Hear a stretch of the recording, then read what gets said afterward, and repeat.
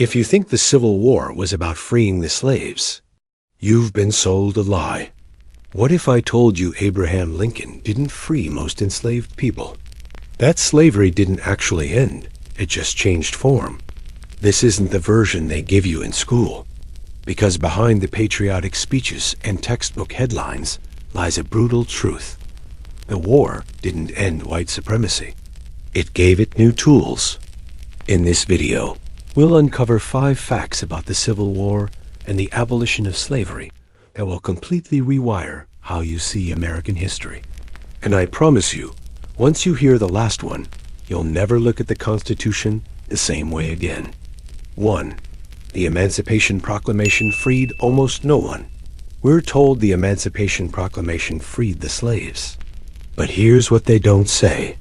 Signed January 1st, 1863, it only applied to Confederate-held areas. Slavery remained legal in Union states like Kentucky, Missouri, Maryland, and Delaware. It didn't apply to areas already under Union control. It freed people where Lincoln had no authority and kept slavery where he did. It was a military strategy, not a moral epiphany, designed to destabilize the South and prevent Britain and France from joining the Confederacy. So no, the Emancipation Proclamation didn't free the slaves. It was a political chess move that changed the battlefield, not the law. 2. The North didn't go to war to end slavery. The South seceded to protect slavery. That's clear. But the North? That's a lot murkier. Lincoln repeatedly said his goal was to preserve the Union, not end slavery. In an 1862 letter, "If I could save the Union without freeing any slave, I would do it." Many in the North were deeply racist and didn't want freed black people living among them. The war evolved into a fight over slavery. It didn't start that way. It was also about money.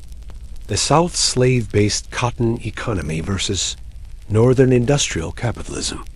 So while slavery was the central cause of secession, it wasn't the reason the North fought back. That makes the moral story a little more complicated. 3. The 13th Amendment has a loophole, and it's still being used. You've probably heard this. The 13th Amendment ended slavery. Now read the actual text. Neither slavery nor involuntary servitude, except as a punishment for crime, shall exist. That exception clause allowed slavery to continue, just under a new name, convict leasing. After the war, black people were arrested for petty crimes, vagrancy, loitering, not having a job, then leased out to work in coal mines, farms, railroads. No pay, no rights. Thousands died. Today, prison labor is legal under this same clause, and over 800,000 incarcerated people work for little or no pay, disproportionately black. Slavery didn't die in 1865. It just moved behind bars. 4. Reconstruction was abandoned on purpose. After the war, the U.S. had a chance to do something rare in history: rebuild a nation with justice. Instead, it backed away. During Reconstruction, newly freed black men voted, held office, built schools. But the backlash was immediate. White terror groups like the KKK emerged by 1866. The federal government eventually pulled troops out of the South in 1877 in exchange for political power. Without federal protection, Jim Crow laws swept in. Voting restrictions, segregation, legal apartheid. The North abandoned black Americans to white supremacist violence. So the war ended, but the power structures didn't collapse. They just got smarter and legal. 5. Slavery's legacy still shapes the U.S. Constitution and economy. The Constitution was written with slavery baked in. And even after the Civil War, that foundation never fully changed. The 3/5 Clause, Fugitive Slave Clause, and Electoral College were all compromises with slavery. After the war, the racial caste system didn't vanish. It evolved. Redlining, segregation, mass incarceration. all built on a system originally meant to protect property over people.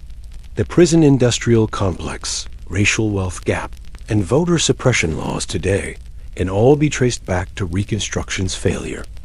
We didn't rebuild the country after slavery. We patched the system and left the foundation intact. The Civil War didn't end slavery the way we're told.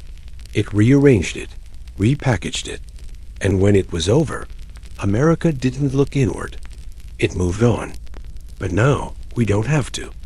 We can dig into the real history, the hard history, and ask ourselves, if the system was never fully torn down, what exactly are we still living inside of? Like and subscribe for more.